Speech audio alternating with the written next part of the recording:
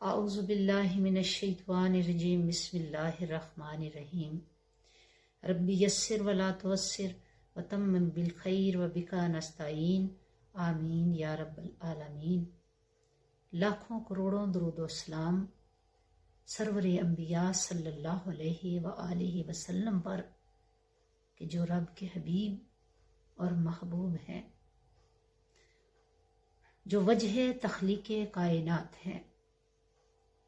السلام علیکم ورحمۃ اللہ وبرکاتہ۔ ہم ذکر خیر کر رہے ہیں حضرت مریم علیہ السلام کا۔ تو جب فرشتے نے خوشخبری آپ کو دی، آپ حیران و پریشان ہیں کہ یہ کیسے ممکن ہو سکتا ہے کہ مجھے تو کسی بشر نے چھوا تک نہیں اور میرے ہاں ایک بیٹے کی ولادت ہو جائے۔ حضرت جبرائیل علیہ السلام نے اللہ کے حکم سے آپ کے گریبان میں پھونک ماری۔ یہی پھونک بطن میں پہنچ کر، رحم مادر میں پہنچ کر بچے کی ولادت کا سبب بن گئی۔ اللہ اکبر۔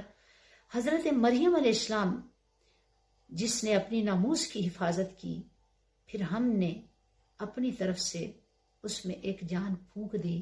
سورہ تحریم میں اللہ رب العزت نے یہ ارشاد فرمایا۔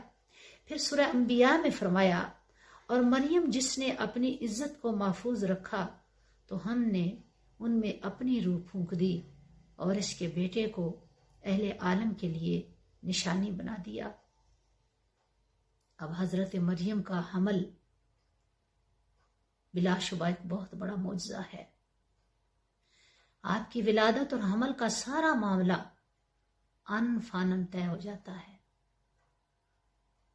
ایک تحقیق کے مطابق 9 گھنٹے کی مدت بیان کی گئی ہے۔ تو قرآن مجید میں اللہ تعالیٰ فرماتے ہیں، پس وہ حمل سے ہو گئیں اور اسی وجہ سے ایک دور جگہ چلی گئیں۔ پھر درد ذہ انہیں ایک کھجور کے تنے کے نیچے لے آیا۔ سورہ مریم جو قرآن مجید میں موجود ہے، حضرت مریم علیہ السلام کے اسی واقعے سے متعلق تفصیل کے ساتھ اللہ خالق کائنات نے قصہ ولادت عیسیٰ کا ذکر کیا ہے۔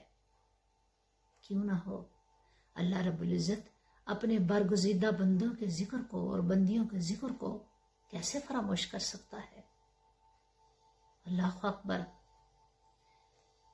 معزز ناظرین و ناظرات، ولادت کا معاملہ اور حمل کی مدت 9 ماہ ہے، لیکن اللہ خالق کائنات جب معجزے دکھانے پہ آتا ہے، جب اپنی قدرت کی نشانیوں کو ظاہر کرنے پہ آتا ہے، جب اپنی شان کن فیکون کا اظہار کرنا چاہتا ہے، جب اپنی مخلوق کو اپنی قدرت کے نمونے دکھانا چاہتا ہے اور اپنی ذات پر یقین اور ایمان کو مضبوط کرنا چاہتا ہے، تو ایسے ہی ہوتا ہے کہ بغیر اس مدت کے جو عموماً ہوا کرتی ہے، صرف 9 گھنٹے کی قلیل مدت میں سیدہ مریم سلام اللہ علیہا کا حمل مکمل ہو جاتا ہے۔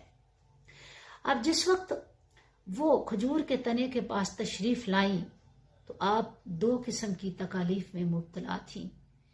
ایک تو جسمانی طور پر ولادت کے درد سے دوچار تھیں اور ذہنی طور پر بہت سے تفکرات آپ کو گھیرے ہوئے تھے۔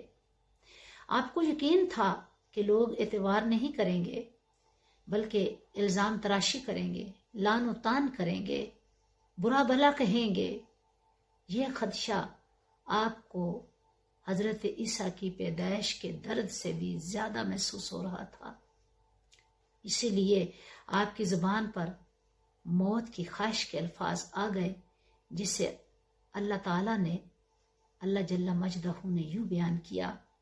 اس نے اسے آواز دی کہ آزار دے خاطر نہ ہو، تیرے رب نے تیرے پاؤں تلے ایک چشمہ جاری کر دیا ہے۔ اب کھجور کے تنے کو اپنی طرف ہلا، یہ تیرے سامنے تر و تازہ پکی کھجوریں گرا دے گا۔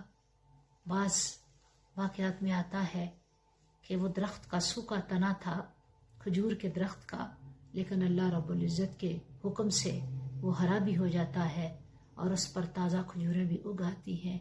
क्यों? मालिक का हुक्म है। अल्लाह अकबर। अब हज़रत मरियम अपने बेटे को गोद में लेकर अपनी कौम की तरफ चल पड़ी।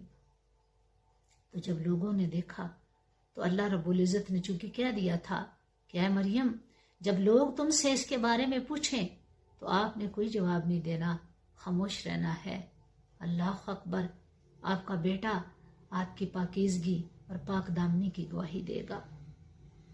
लोगों ने पूछा कि ऐ मरियम, ये क्या हरकत तुमने की है? न तेरा बाप ऐसा था और न तेरी माँ बदकार थी, फिर तुझसे ये गलती कैसे हो गई? तो जब सूरत हाल नाजुक हो गई और जब मरियम लाजवाब हो गई तो बच्चे की तरफ इशारा कर दिया, क्योंकि अल्लाह खालिक के कायनात का हुक्म था कि ये खुद ही अपनी हकीकत का इजहार करेगा। तो हज़रत ईसा अलैहिस्सलाम बोल उठे और अल्लाह ने अपने कलाम पाक में यूं बताया, मैं अल्लाह का बंदा हूँ, उसने मुझे किताब अता फरमाई और मुझे अपना पैगंबर बनाया है और उसने मुझे बाबरकत बनाया है। सुबहान अल्लाह व बिहम्दिही, सुबहान अल्लाहिल अज़ीम। कुर्बान जाए मौला करीम की शान के कि वो चाहे तो इस नन्हे से और गहवारे में बच्चे को भी ज़ुबान अता कर सकता है। क्यों? कि वो मालिक है कायनात का, मुजज़ात करने पे कादिर है, वही असल मालिक है। दुआ करते हैं कि अल्लाह खालिक कायनात हमें अपनी ज़ात पर और अपनी ज़ात से होने वाले मुजज़ात पर यकीन कामिल की दौलत से माला माल फरमाए। आमीन। अस्सलामु अलैकुम व रहमतुल्लाहि व बरकातुहू।